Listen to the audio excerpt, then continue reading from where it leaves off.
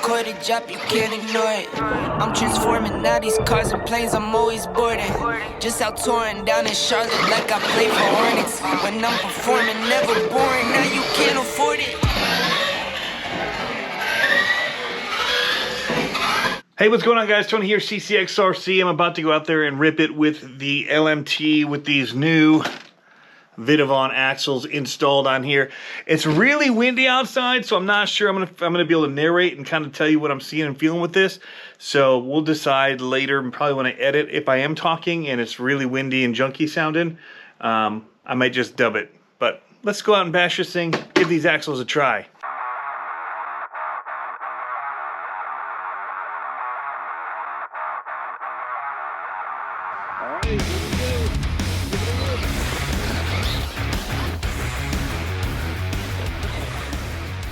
Alrighty guys, here it is, bash time with the Losi LMT. This thing is completely stock except for the axles being changed out. Basically the casings of them, all the internals, stock grease, stock diff fluids, stock everything as far as settings for the controller and the ESC, all of that. So it does have the forward brake reverse, which makes it a little bit trickier, and I'd forgotten about it here right when I first started. Because I'd switched my other one to have reverse. So it takes me a minute to get back in the groove, but you can backflip to moonwalk with this setting, guys. It's really not that much more difficult and might even be a little bit easier in some ways. So this thing definitely does get a beating. We do some Lee O'Donnell style forward flips, front flips. Forward flips, why would I call it forward flips? Get some Lee O'Donnell front flips in here later on, which I wouldn't try probably with the stock axles because the rotation is so fast and the potential for landing weird on one wheel could cause breakage. You'll see right here how I kind of come off the jump kind of crooked sideways.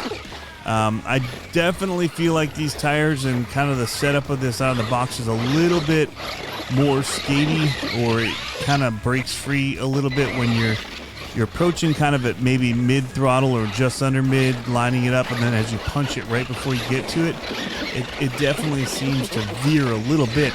And I think that's just that it's like on top the surface, these big treads in these tires, and just the grooving, the way that it's done, I feel like it's sitting more on top of the ground in the dirt a little bit, or something. I don't know. It's definitely got a little slipperiness on top. I don't know how to explain it exactly, but I mean, it's still very controlled. These are still some of the best tires for a ready-to-run monster truck that I've ever had come on any of them. So I definitely do like them. I just do feel that you get a little bit more control with some of the aftermarket stuff you can put on it. Not to say that it's not awesome out of the box. I mean, I've been bashing mine pretty stock as far as setup for, well, since I got them. So just now put different tires on. I did put a better servo on the other one, which did help a little bit with the control, and switched out the servo saver. But I mean, really out of the box, guys, as you're watching, they do handle pretty well, and you can have just so much fun. It just feels built for freestyle, because that looseness does translate to having fun sliding the truck around, and one, it doesn't bite too much, so it does let you whip it around without kind of rolling over as much. But yeah, man, what a fun truck. As you're seeing, we're gonna give it some good testing, and that's kind of a quick thoughts on it as I was driving it. The main thing just being it does feel a little bit more loose. Maybe that's a better way of saying it. It just feels more loose, and you'll see that I end up do having a very loose servo saver by the end of this, as you'll see from some of the hits that I take, and so something to just check on yours as well. Anyway, a little wrap up at the end, guys. Thanks for tuning in. Enjoy the rest of the video.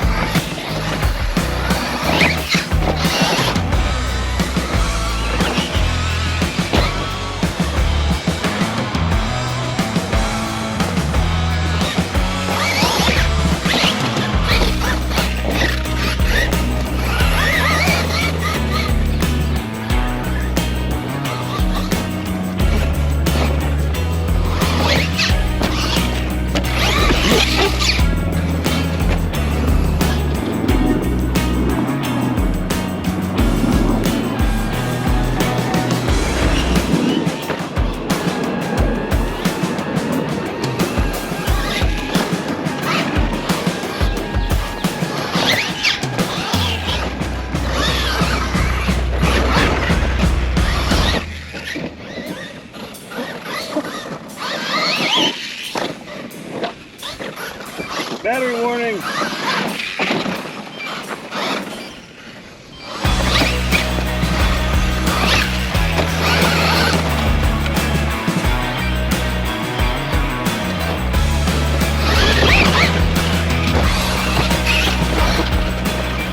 All right, guys, that is all she wrote for the grave digger. We gave it a good pounding on these axles right here. They took quite a bit of hits. We ran through a whole battery pack, got a long, probably 15 to 20 minute run out of it because we're not going full blast all the time. So looks like we still have our kingpins, that's good. Servo saver is super loose. Gonna have to tighten that down quite a bit. I mean, I can spin it with my finger right now. That's really loose.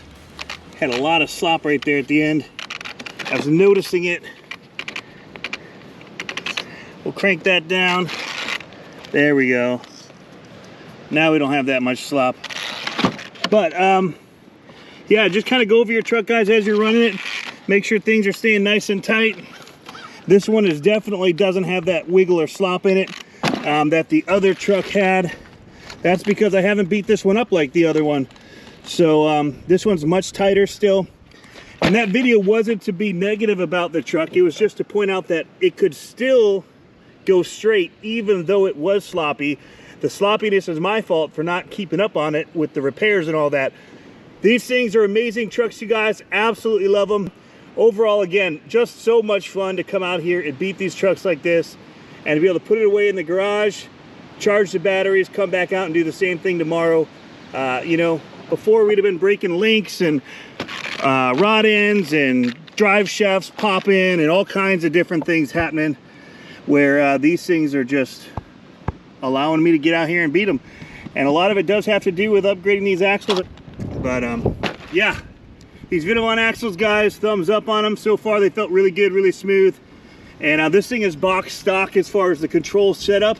I literally put a battery in it, didn't even have to bind the controller. Put batteries in the controller, plugged in the lights, plugged in the truck, brought it out here, ran it. It does have new axles. Everything else is complete stock on it and still able to do the moonwalks, you guys. So much fun.